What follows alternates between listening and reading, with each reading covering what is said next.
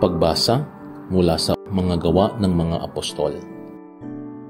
Mahal na Teofilo, isinalaysay ko sa aking unang aklat ang lahat ng ginawa at itinuro ni Jesus buhat sa pasimula hanggang sa araw na siya'y umakyat sa langit.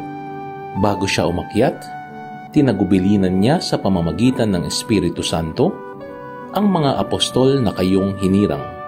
Pagkatapos ng kanyang pagbabata, maraming ulit siyang napakita sa kanila.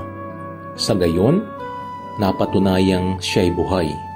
Napakita siya sa kanila sa loob ng 40 araw at nagturo tungkol sa paghahari ng Diyos. At samantalang siya'y kasama-sama pa nila, kanyang tinagubilinan sila. Huwag muna kayong aalis sa Jerusalem. Hintayin ninyo roon ang ipinangako ng Ama na sinabi ko na sa inyo. Nagbinyag nga sa tubig si Juan, ngunit di na magtatagal at bibinyagan kayo sa Espiritu Santo. Kaya't nang magkasama-sama si Jesus at ang mga alagad, nagtanong ang mga ito, Panginoon, itatatag na ba ninyong muli ang kaharian ng Israel?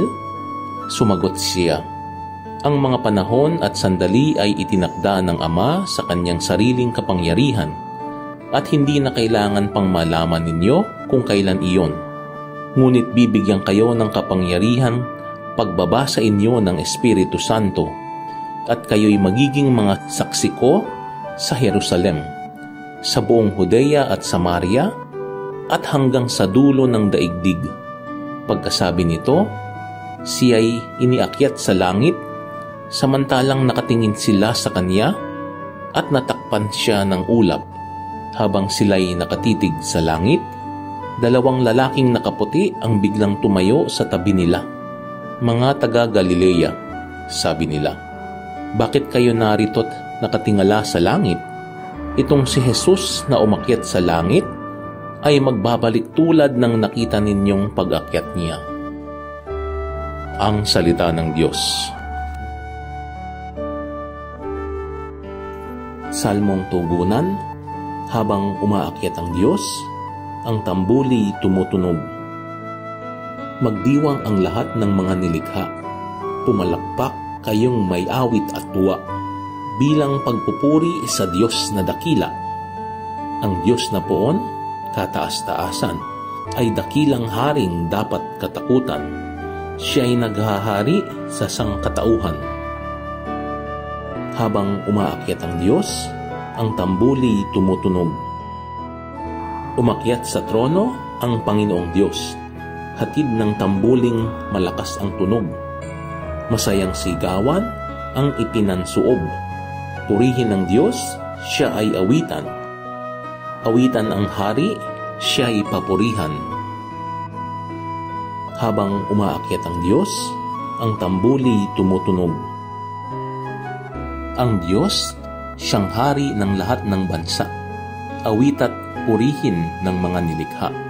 Maghahari siya sa lahat ng bansa, magmula sa tronong banal at dakila. Habang umaakyat ang Diyos, ang tambuli tumutunog. Ikalawang pagbasa. Pagbasa mula sa sulat ni Apostol San Pablo sa mga taga-Efeso. Mga kapatid, hinihiling ko sa Diyos ng ating Panginoong Hesukristo, ang dakilang Ama, na pagkalooban niya kayo ng espiritu ng karunungan at ng tunay na pagkakilala sa Kanya. Naway liwanagan ng Diyos ang inyong mga isip, upang malaman ninyo ang ating inaasahan sa Kanyang pagkatawag sa atin. Ito'y ang kaluwalhatiang inilaan niya sa Kanyang mga hinirang, at ang walang hanggang kapangyarihan niya sa atin na mga nanalig sa Kanya. Ang kapangyarihan ding iyon ang muling bumuhay kay Kristo at nagluklok sa Kanya sa kalangitan, sa kanan ng Diyos.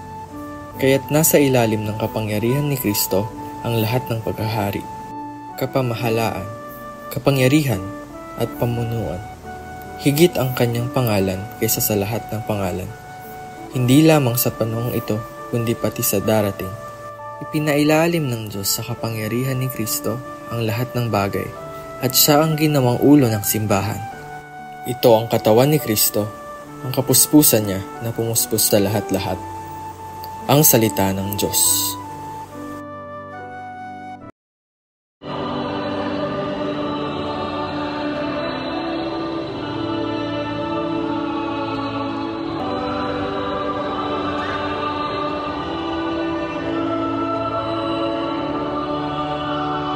Ang mabuting balita ng Panginoon ayon kay San Lucas. Noong panahong iyon, sinabi ni Jesus sa kanyang mga alagad, "Ganito ang nasusulat, kinakailangang magbata ng hirap at mamatay ang Mesiyas at muling mabuhay sa ikatlong araw. Sa kanyang pangalan, ang pagsisisi at kapatawaran ng mga kasalanan ay dapat ipangaral sa lahat ng bansa, magmula sa Jerusalem. Kayo ang mga saksi sa mga bagay na ito. Tandaan ninyo, susuguin ko sa inyo ang ipinangako ng aking Ama. Kaya't huwag kayong alis sa lungsod hanggang hindi kayo napagkakalooban ng kapangyarihan mula sa itaas." Pagkatapos sila'y isinama ni Jesus sa labas ng lungsod. Pagdating sa Betania, itinaas niya ang kanyang mga kamay at pinagpala sila. Samantalang iginagawad niya ito, siya na may lumalayo paakyat sa langit. Siya'y sinamba nila. Pagkatapos sila'y nagbalik sa Jerusalem. Taglay ang malaking kagalakan. Palagi sila sa templo at dooy nagpupuri sa Diyos. Ang mabuting balita ng Panginoon. Pinupuri ka namin, Panginoong Hesukristo.